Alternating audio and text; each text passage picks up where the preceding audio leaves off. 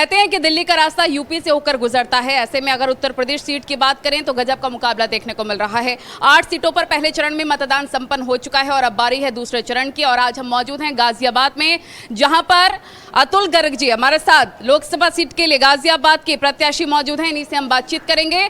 कैसी तैयारियां हैं चुनावों की, आने वाले वक्त के लिहाज से क्या इनका रोड मैप है, इस पर बातचीत करेंगे। आप जरा अपनी गाड़ी छोड़िए और न्यूज़ 18 ने अपनी गाड़ी तैयार की है थार। चलिए आप पर थार से ही बातचीत करते हैं आपसे।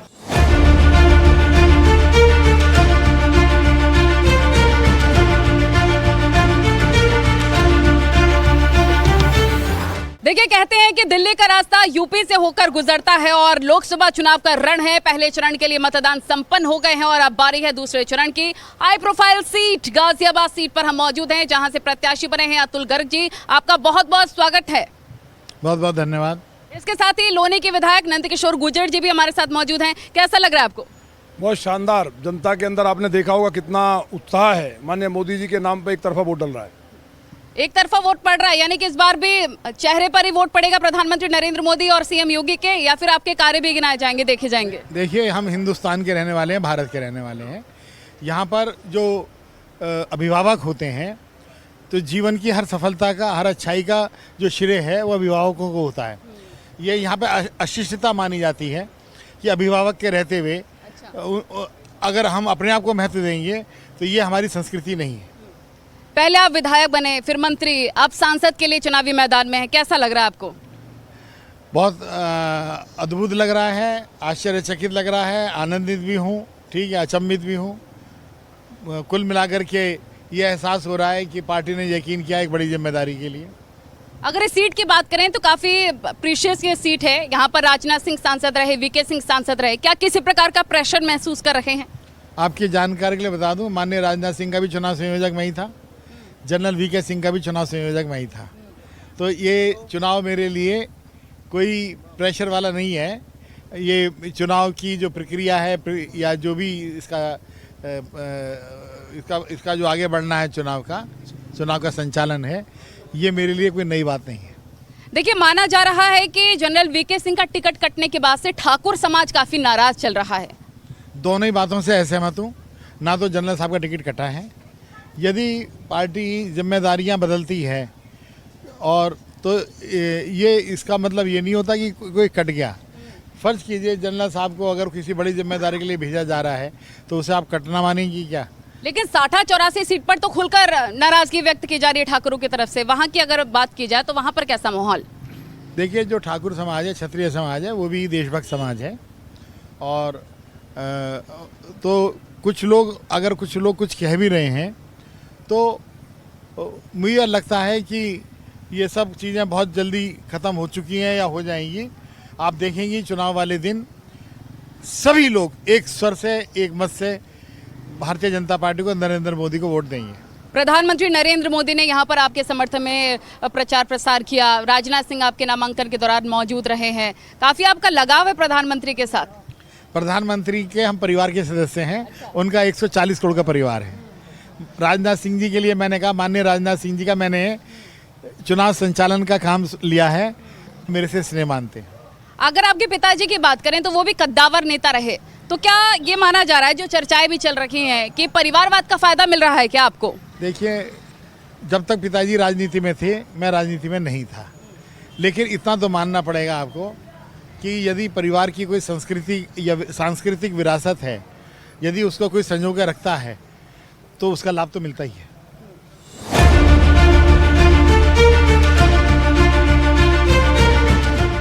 कोरोना काल की अगर बात करते हैं, स्वास्थ्य मंत्री रहते हुए कोविड काल के दौरान में विपक्षी मुद्दा उठा रहा है, क्या फोन तक नहीं उठाया करते थे? क्या ये सच है?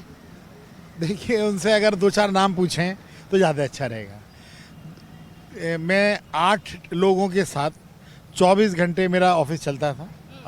8 सहयोगी साथ रहते थे। पूरे यूपी के हर फ़ोन पे रिप्लाई जाता था। यथासंभव कोशिश भी होती थी।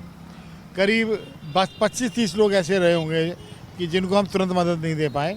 मेरे पास सारा रिकॉर्ड है, किसी दिन समय निकालिए, मैं दिखा दूंगा। दूसरी बात, 2021 में कोविड ख़त्म हो गया, 2022 में चुनाव हुआ, उसके अंदर पहले से ज़्यादा मत मेरे को मिला, भाजपा को मिला। पहले मेरी जो जीत हुई थी वो 70,000 वोटों से हुई थी। 2022 में जब हम जो चुनाव हम जीते वो 1,08,000 वोटों से जीते थे। तो ये कोई बेमानी अगर ऐसा होता तो लोग वोट क्यों देते। कहा जा रहा है कि आपके पिताजी सबसे पहले यहाँ से मेयर रहे, इसका फायदा भी आपको मिलता है। पिताजी का नाम बहुत रहा, वो संत आदमी थे।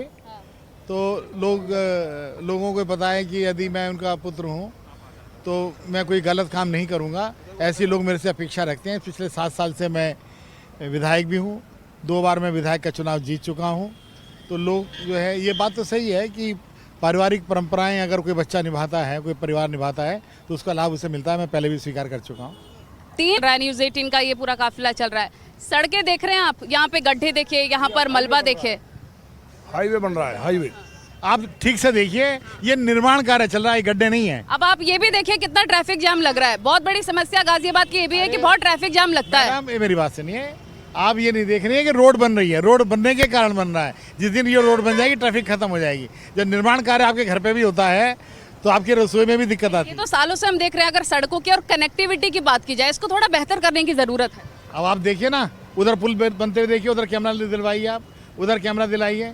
तो इतना बड़ा निर्माण कार्य चल रहा है, तो इसलिए तो हो रहा है कि कनेक्टिविटी बेहतर हो।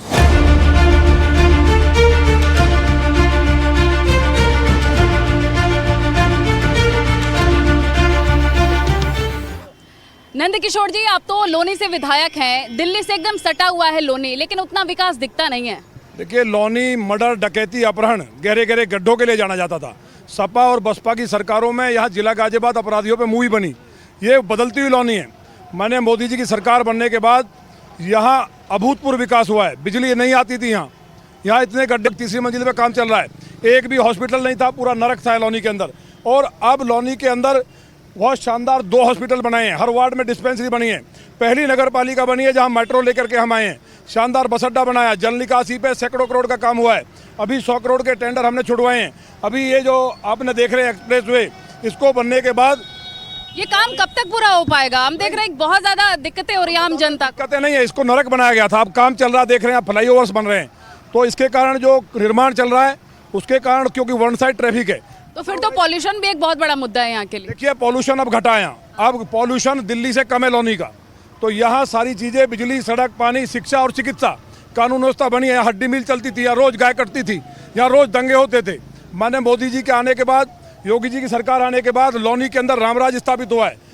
इंडस्ट्री यहाँ आई है, बहुत चहुमुखी डेवलपमेंट हो रहा है। आने वाले 6 महीने में माननीय अतुल गर्ग जी ने यहाँ 22 करोड़ का काम विधायक बनने से पहले GDA VC को साथ लेकर के आप आए थे, तब कराया था। उसके बाद यहाँ 40,000 के लगभग तो राशन कार्ड, जो गरीबों को राशन मिल रहा है, राशन जब आप मंत्री थे देने का काम किया। तो लोनी की जनता को ये पूरी उम्मीद है कि गर्ग साहब ने बिना कुछ रहते हुए जब यहाँ इतना काम किया, ध्यान दिया। उनका ये कहना है कि लोनी और दिल्ली एक दूसरे में सटे हुए हैं, लेकिन लोनी के अंदर जितना लोगों ने नाइंसाफी की पूर्व की सरकारों ने, अब सरकार आने के बाद और गर्ग साहब के मंत्री बनने के बाद जो हजारों करोड़ का काम ग्राउंड पे चल रहा है उसको अभूतपूर्व करने का काम होगा। और लोनी कनॉट प्लेस बनने जा रही है, आप देख लेना। अच्छा, कनॉट प्लेस बनने वाली है। प्लेस बनने जा रही है। ये हाईवे बनने के बाद इतना विकास होगा, निश्चित तौर पे विकास होगा। आज हर चीज लोनी के अंदर है। इंडस्ट्रियल एरिया है ये, रोजगार के अवसर भी काफी उत्पन्न होंगे। लेकिन बहुत बड़ा मुद्दा युवाओं के लिए रोजगार का ही है चुनाव में। आने वाले वक्त में इंडस्ट्रियल डेवलपमेंट हो, रोजगार और उत्पन्न हो, इसके लिए क्या कुछ रोड मैप है आपका? देखिए, ऐसा है, लोनी बहुत बदनाम क्षेत्र था 2014 से पहले और 2017 से पहले। गाजियाबाद की अगर बात करें, लोनी की बात करें, गाजियाबाद सबसे ज़्यादा लोनी में इस प्रॉब्लम थी। लेकिन कानून व्यवस्था अच्छी हो चुकी है, लोगों के मन से डर निकल गया है। डेवलपमेंट आप देख रहे हैं कि यहाँ पे बड़े बड़े पुल बन रहे हैं, यहाँ पर इंडस्ट्रियल एरिया बन रहे हैं। अगले 10 सालों में लोनी और गाजियाबाद, ये मैं सड़क देख रही हूँ यहाँ पर, ये काफी टाइम से। अब आप ये कहेंगे कि निर्माण कार्य की वजह से आप भी यहाँ से निकलते होंगे तो दिक्कतें काफी होती होंगी। कुछ नहीं हो सकता जब तक निर्माण कार्य पूरा ना हो जाए। निर्माण अभी देखिए ना, कब तक खत्म होगा ये? देखिए, एक मिनट सुनिए। ये गडकरी जी के द्वारा किया हुआ काम है और आप जानते हैं गडकरी जी के काम समय पे पूरे होते हैं। अच्छा, अगर राजनीति से इतर बात करें तो एक आपका वीडियो भी काफी ज्यादा वायरल हो रहा था। आपको गोलगप्पे खाना बहुत पसंद है। देखिए, पसंद तो आपको भी होगा। एकदम, क्योंकि मैं जो है क्योंकि मैं जनप्रतिनिधि हूँ, तो मेरे को लोग पॉइंट आउट कर देते हैं। गोलगप्पे तो सबको अच्छे लगते हैं। हर शादी में सबसे ज़्यादा भीड़ गोलगप्पे की ठेली पे रहती है। क्या मतलब मैंने सुना है कि आप कहीं किसी के भी घर जाते हैं तो मिठाई का डब्बा लेकर नहीं जाते कि भाई वो रख देगा खाएगा नहीं, चाट लेकर जाते हैं, जरा उसका किस्सा सुनाए। ऐसा है, डिब्बे कोई नहीं खाता है आजकल मिठाई के। अगर हम किसी नेता के यहाँ जाते हैं या मैं आपके यहाँ हूँ, अगर मैं चाट पकौड़ी का टोकरा लेके जाता हूँ तो सब बड़े शौक से खाते हैं सही। तो क्योंकि मेरे को पता है कि लोग पसंद क्या करते हैं। मिठाई का डिब्बा रख दिया जाता है, चाट या अच्छी चीज़ें तुरंत खाई जाती हैं। खाने पीने के शौकीन है आप, क्या पसंद है आपको? दुनिया में कोई आदमी बिना खाने पी के शौकीन होकर मोटा नहीं हो सकता। अच्छा, ये आपको खाना क्या कहेंगे आप? ये गर्ग साहब, अभी आपने चाट पर चर्चा की है, गर्भ साग पे। देखो मैं तो दूध घी का खाने वाला हूँ, लेकिन गर्ग साहब तो ये खिलाने के इतने शौकीन है। जब हम विधायक थे तो हमारा ग्रुप है पूरा, तो बुला करके ऐसा शानदार हमको वहाँ डिनर लंच कराते थे, और उसमें विशेष तौर से चाट की इतनी शानदार चाट बनती थी कि वो हम भूल नहीं सकते। तो हम उसको मिस कर रहे हैं। सांसद बन जाएंगे तो लखनऊ में हम कैसे रहेंगे, बड़ी चिंता की बात है। तो चाट पार्टी देंगे आप जीतने के बाद? मेरे यहाँ चाट पार्टी रोज ही होती है। हाँ। आप आएंगे तो आपको स्नैक्स में आपको कुछ ना कुछ चटपटी चीज़ या ऐसी चीज़ जो आप खुश होकर खाएं मिलेगी।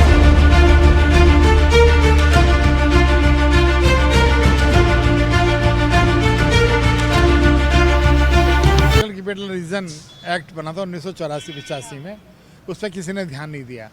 लेकिन मोदी सरकार के आने के बाद दिल्ली और गाजियाबाद में विकास की गति तेज हुई है, दिल्ली की तरह विकास की गति तेज हुई है। तो दिल्ली का बहुत सारा लोड गाजियाबाद के अंदर आएगा।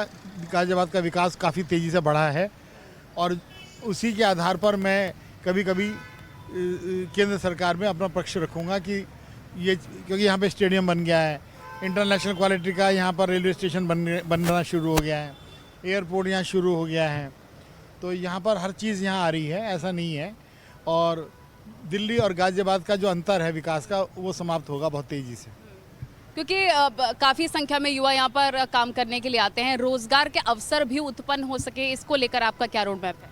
ऑटोमेटिकली हो रहा है मैडम, 3 गुना बजट है इस टाइम केंद्र सरकार का, और तेज़ी से लोग, आपने खुद कहा कि लोग यहाँ आ रहे हैं, तो इसका क्यों आ रहे हैं? अब आप देखेंगे अगले 10 साल में यहाँ फॉरेनर्स बहुत आएंगे काम मांगने। अच्छा, क्योंकि बता ही रहे थे विधायक साहब की सीपी बनने वाला है।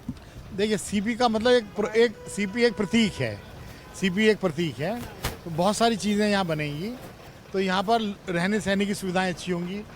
अच्छा, ये बताइए आप, मैं जैसे जैसे ये काफिला आगे बढ़ रहा है, मैं देख रही हूँ कि हर तरफ कंस्ट्रक्शन ही चल रहा है। ऐसे में मैं एक महिला होने के नाते अगर ऑफिस से आती हूँ, ये वाला रूट लेती हूँ, तो क्या सेफ्टी सिक्योरिटी को लेकर, महिला की सुरक्षा को लेकर क्या काम किए जा रहे हैं? ये तो योगी सरकार, मोदी सरकार की एक तरीके से यूएसपी है। मेरे को आप जब इंटरव्यू पूरा कर लें तो यहाँ घूम के देखिएगा, अगर एक केस भी 1 महीने में दर्ज हो रहा हो महिलाओं पे अत्याचार का या तंग होने का।